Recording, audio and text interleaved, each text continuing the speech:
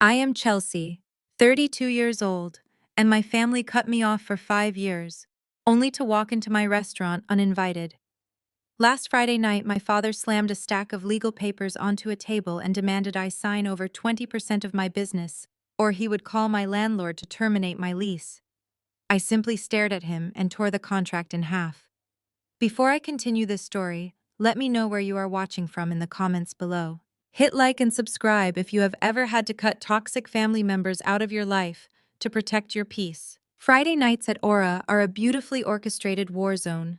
As the executive chef and owner, I built this fine dining restaurant from absolutely nothing into one of the most coveted reservations in Chicago. The kitchen is my sanctuary. The air was thick with the scent of seared Wagyu toasted garlic and black truffle. I was standing at the pass, wiping the rim of a porcelain plate with surgical precision, calling out orders to a line of cooks who moved like clockwork. We were fully booked, turning over tables with the kind of efficiency that took years to perfect. Every dish leaving my kitchen represented the blood, sweat, and tears I poured into my career after being thrown away by the people who were supposed to love me. Right in the middle of the dinner rush, my floor manager David pushed through the swinging kitchen doors. He looked completely panicked, a stark contrast to his usual calm demeanor. He leaned in close so the line cooks would not hear.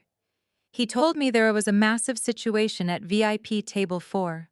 A group of 4 people had bullied their way past the host stand, refusing to wait, and seated themselves at a reserved table. They were currently harassing the waitstaff and demanding to see the owner immediately. I handed my tweezers to my sous chef, wiped my hands on my apron, and pushed through the doors into the dining room.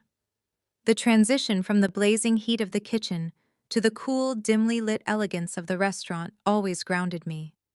But the moment my eyes landed on table 4, the breath was knocked right out of my lungs. Sitting there ruining the sophisticated atmosphere of my life's work was my estranged family. My father Richard sat at the head of the table, wearing a sharply tailored suit that looked expensive but was hopelessly out of date. My mother Catherine was inspecting her crystal water glass with a look of utter disdain, her counterfeit designer handbag resting on the empty chair beside her. Next to her sat my younger sister Madison, scrolling on her phone with a bored expression. And rounding out the group was Madison's husband, Jamal. Jamal was a tall, athletic African-American man who always dressed like he had just closed $1 million deal in Silicon Valley. In reality, he was a smooth-talking crypto bro whose endless string of failed tech ventures was the exact reason my family had destroyed our relationship 5 years ago. I approached the table slowly, my expression completely blank. I had spent 5 agonizing years healing from the trauma they inflicted on me. I had built an empire while they pretended I did not exist. Now they were sitting in my territory acting like they owned the place. Richard did not even offer a greeting. The moment I stood beside the table, he reached into his leather briefcase, pulled out a thick stack of legal documents, and slammed them down right next to a centerpiece of fresh orchids. "Sign these right now." "Chelsea," my father demanded, his voice carrying that familiar manipulative authority. "You are going to transfer 20% of this restaurant's equity to our family trust. If you refuse, I am making a phone call to Kensington tonight. We play golf together at the country club, and I know for a fact he is the landlord of this commercial building. I will have him terminate your lease before the dessert course is served."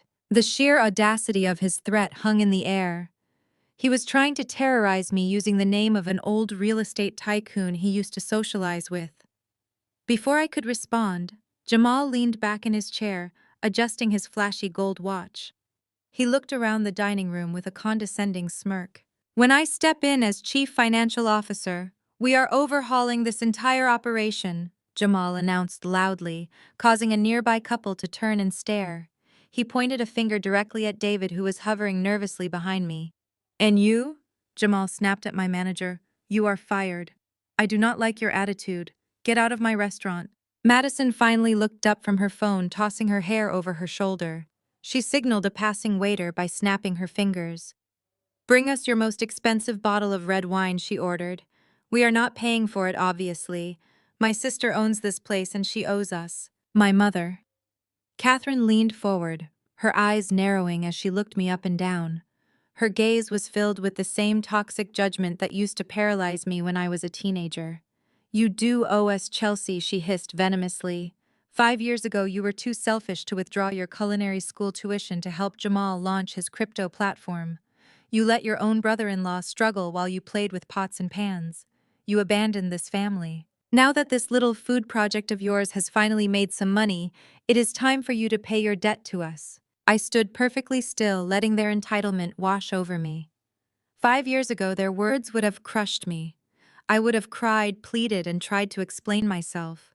I would have felt the crushing weight of being the family scapegoat, the daughter who was never good enough, the sister who was thrown out into the street for refusing to fund a scam.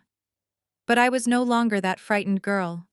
I was a businesswoman who knew exactly how much power I held in this room. I looked at Jamal, who was still grinning like he had won the lottery. I looked at Madison, who was demanding free luxury goods. I looked at Catherine, whose bitter face reflected decades of vanity and jealousy.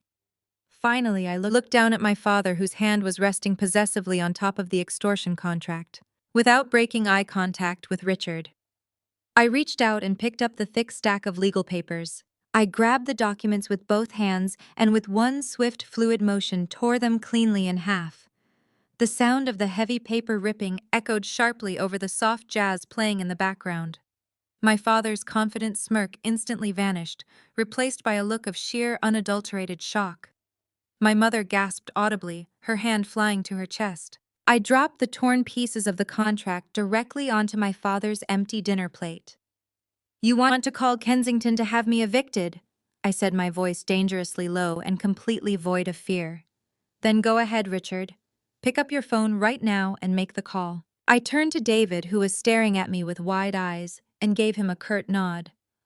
"Call security," I instructed my manager loudly enough for the entire dining room to hear.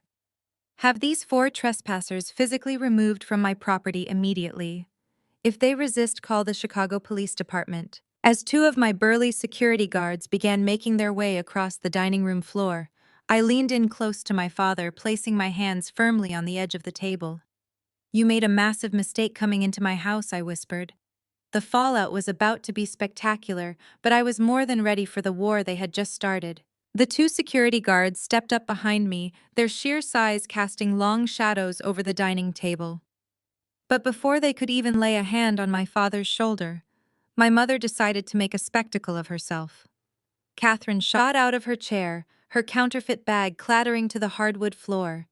She pointed a manicured finger directly at my face, ensuring every patron in the main dining room could hear her piercing voice. "You are going to throw your own family out onto the street?" Catherine shrieked, her face with a toxic mixture of indignation and malice. "Just like you did 5 years ago. You have not changed one bit, Chelsea. You are always the selfish, ungrateful little brat who only cares about herself." Madison scoffed loudly, rolling her eyes as she swirled the complimentary sparkling water my manager had brought them earlier. "Are you really surprised, Mom?" Madison chimed in, her tone dripping with venom. She literally watched Jamal's company go under because she refused to liquidate her stupid culinary school tuition. She let us lose everything so she could go chop onions. And now she thinks she is some kind of culinary genius. The whispered conversations of nearby diners abruptly stopped. The clinking of silverware faded into total silence.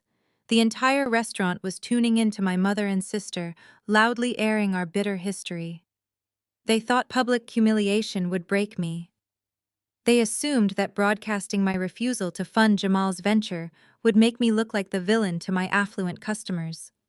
Instead, they were only broadcasting their own sheer entitlement. 5 years ago, Jamal had launched a fraudulent cryptocurrency exchange. When the market inevitably realized he was selling empty promises, the investors came knocking for their money. My family had demanded I empty my entire savings, the money I had painstakingly scraped together for my tuition, to bail him out. When I refused to set my future on fire to keep Jamal warm, my parents literally threw my belongings onto the front lawn and changed the locks on the house. Jamal stood up now, buttoning his tailored suit jacket with exaggerated self-importance. He looked around the pristine dining room with an expression of profound disgust. "Let me tell you something about scaling an enterprise," Jamal announced, projecting his voice so the entire waitstaff could hear his buzzword-heavy tirade. You are running a legacy business model here.